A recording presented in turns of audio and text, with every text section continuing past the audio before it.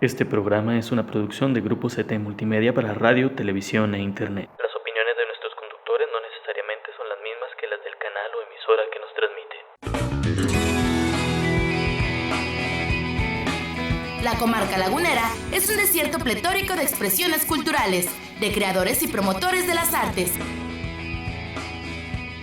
Bienvenidos a Cultura Total.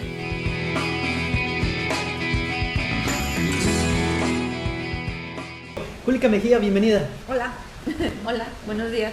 Y con Júlica, con Júlica hay muchísimas cosas de qué hablar, pero hace poco que nos encontramos nuevamente, muy afortunadamente, en una exposición, por cierto, en la reapertura del Museo Regional de La Laguna, sí. Y todavía antes en un foro, habían salido temas muy padres y uno que me llamó muchísimo la atención, porque hablábamos de algunos lugares de aquí de la comarca, de la región, de Torreón en particular, que eran emblemáticos. Y entonces tú mencionaste la palabra patrimonio.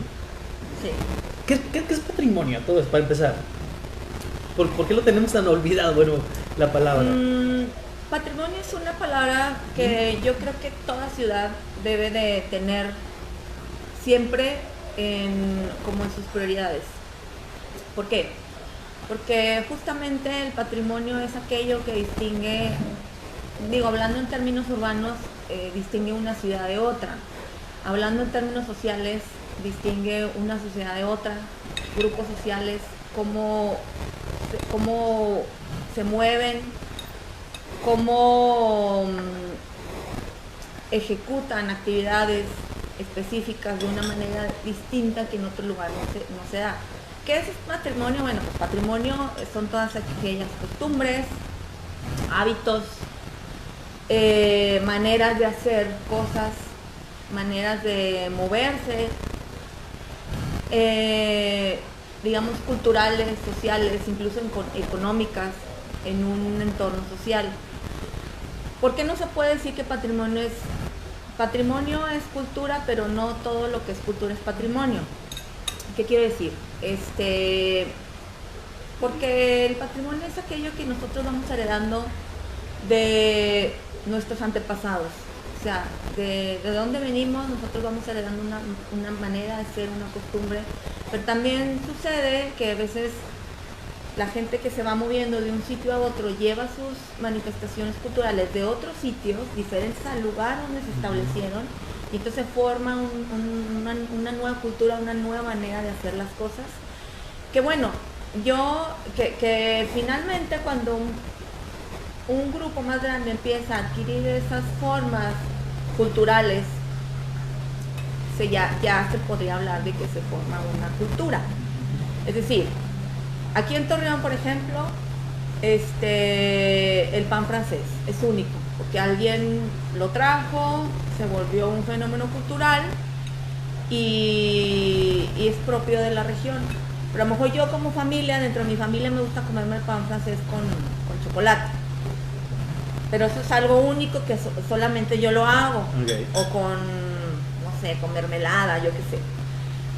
Pero cuando ya esa manifestación única o esa forma de hacer una actividad o de realizar una actividad se empieza a transmitir a otras familias y ya se empieza a volver un fenómeno identificable por una sociedad, entonces ya podríamos hablar de que es cultura. Okay. El patrimonio son todas aquellas manifestaciones culturales que nos hacen únicos. Aquí entran, digamos que aquí ya entran varias categorías, porque tenemos el patrimonio cultural tangible y el patrimonio cultural intangible. Entonces, algo tangible, pues obviamente son los edificios, los inmuebles, las calles, y algo intangible. Perdón que te interrumpa, pero aquí llegamos a un punto interesante. Es que en todo lo que me dijiste al principio, con todo lo que Júlica, me dijo al principio, yo escuché solamente intangibles. Y yo, la verdad, como a lo mejor mucha gente, tenemos la idea de que el patrimonio son los edificios. O sea, Claro, nada más. O sea, pero no. tangibles, nada más. O sea, no conceptualizamos de esa manera el patrimonio. Bueno, por ejemplo, un fenómeno intangible que creo que es mexicano, pero ahora ya se volvió mundial, pues es una festividad como la celebración del Día de Muertos.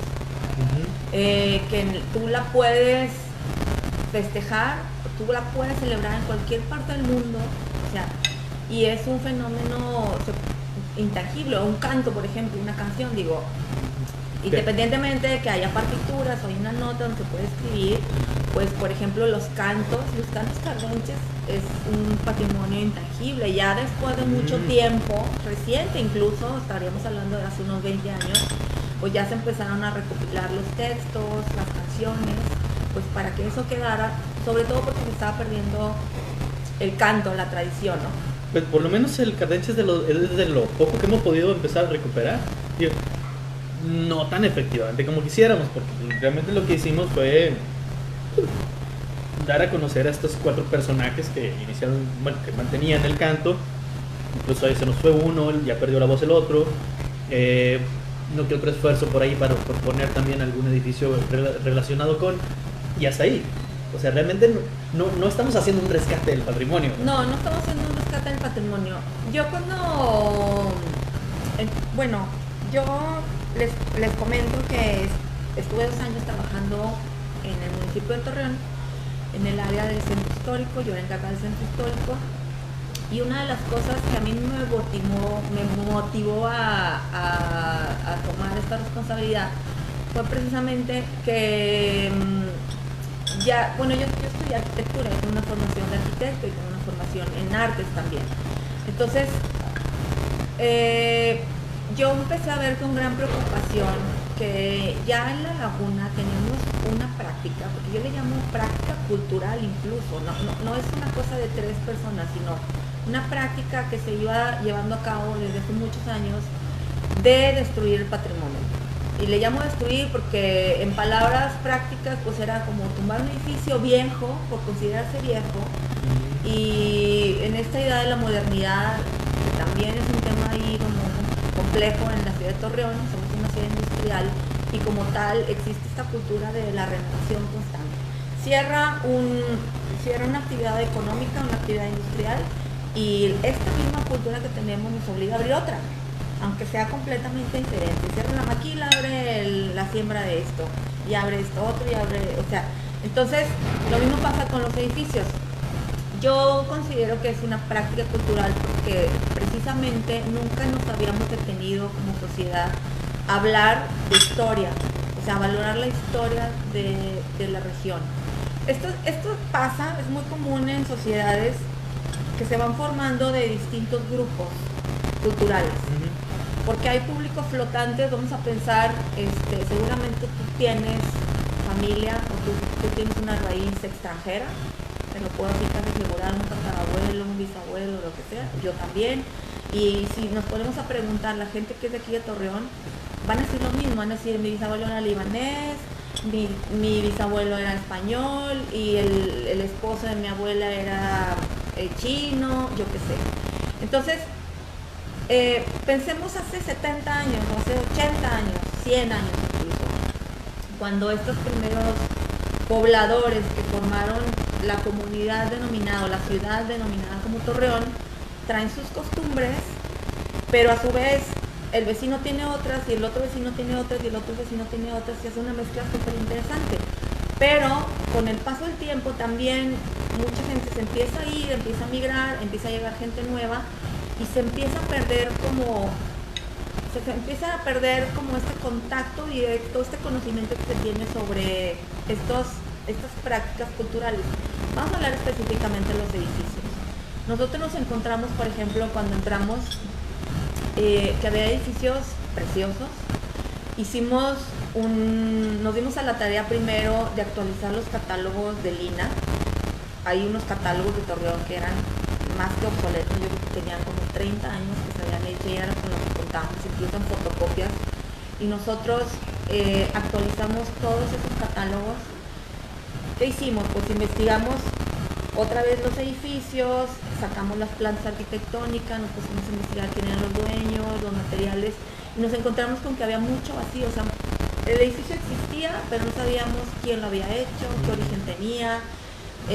Claro, esa información se puede encontrar haciendo como una investigación muy detallada, ¿no? Pero Bueno, y en el mejor de los casos, porque me imagino que había muchas propiedades que intestadas desde hace no sé cuántas generaciones, Sí, pues, sí. para averiguar.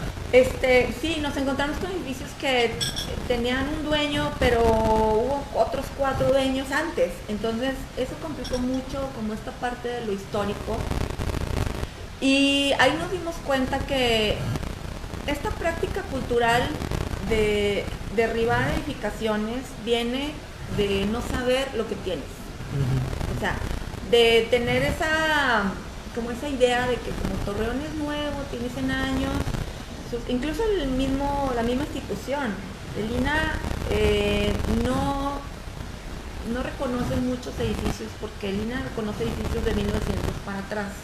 Entonces, pensando que Torreón es una ciudad que se funda en 1907, pues tenemos muchos edificios muy bellos de 1907, 1920, 1925, 1915, 1914, o sea, sus primeros ejemplos de arquitectura. Entonces, nos encontramos con esa complicación, pero a pesar de todo, creo que hay que reconocer la belleza y la importancia arquitectónica de la arquitectura, o sea, la importancia estética, artística, de estilo que tenemos en Torreón, y se tiene que proteger.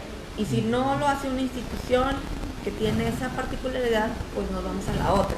Y lo que hicimos es que nos fuimos con el Instituto Nacional de Bellas Artes, el INBA, que cataloga sus edificios a partir de sus características más estéticas, por lo estético o lo artístico, y ahí fue donde nos dieron carta abierta. Ahora, no lo van a creer, yo me sorprendí. Cuando entramos, obviamente un poco por los estudios que he realizado, yo me dedicaba muchos años a dar clases de historia de la arquitectura, historia del arte, estudié un año en Francia, arquitectura, entonces tengo como un poco más de conocimiento en cuanto a estilos, y lo que hicimos fue recorrer toda la ciudad y sacar el potencial de lo que empezamos a ver. Búscanos en Facebook y dale me gusta a nuestras redes sociales. Cultura Total 1 y Cultura Total Lado B. Cultura de calidad, gastronomía, civismo, salud y, por supuesto, arte.